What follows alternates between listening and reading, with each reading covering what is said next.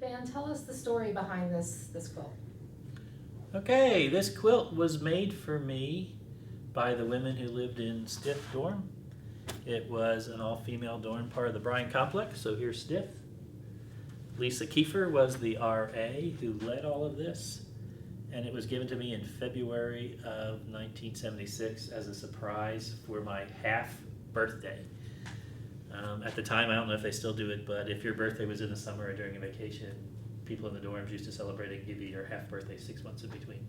So this was a surprise to me, and such a big surprise that I almost didn't go to the party because they pulled it off.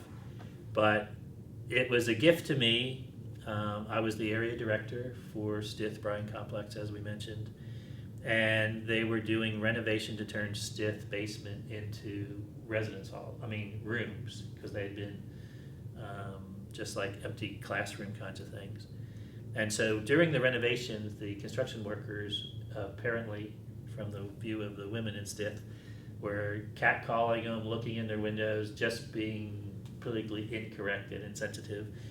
And they came to me to say, what are you going to do about it? Area director, and officially called area coordinator, but they're called area directors now. And so I actually called the construction company and had them, long story short, had them come and apologize on the steps of Stith to the women about how wrong they were, how they would never do that again, blah, blah, blah, blah. And officially, the students behind, without my knowledge, Lisa and the troops put together this quilt as a thank you present for me. So that's what drove all of this. And the quilt depicts William Mary life, some of the iconic things, even politically incorrect things like the politically incorrect William Mary Indian we used to have. Spots on campus like Crimdell and the Wren building. And then some of the quotes just reflect what residence hall life was from a physical condition standpoint. You've got cockroaches and you've got ants. Some of the skills of people who did this were minimal, but their heart was in the right place, so some of these are very elementary. And some of these people knew what they were doing.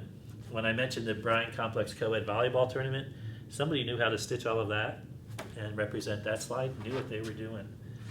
But some of these are just personal, like here's a caricature of me and alarm clock going off, which was, hey, I'll see you at 7 o'clock, and at 7:15 I'm still asleep because I was always up too late. Another residence hall favorite one, it was against the rules to chain your bicycles to the railings in the dorms, but somebody apparently did that, and you still see that on campus right now.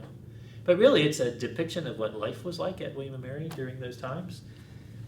Something I didn't mention when we talked was, from a social standpoint, was we had a pub on campus. We had live music, and we had basically a pub on campus. And so that's a mug that says pub. I really wasn't a drinker, so I wasn't at the pub much, so it didn't even come to mind a few minutes ago. But really a great depiction of what life was. Again, a reference to the construction that was being done in Stith at the time. Some people would call me teddy bear, so there's teddy bears here somewhere.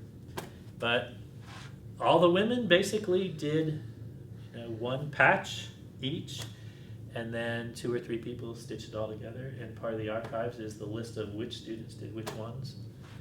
And President Graves got a hold of this somehow or another. Somebody took it to him, and have a letter from him that's part of the archives also. So something very special to me, hung in my house for many years, and when I moved to Florida, no place for it. So I thought it's a piece of history William & Mary could use.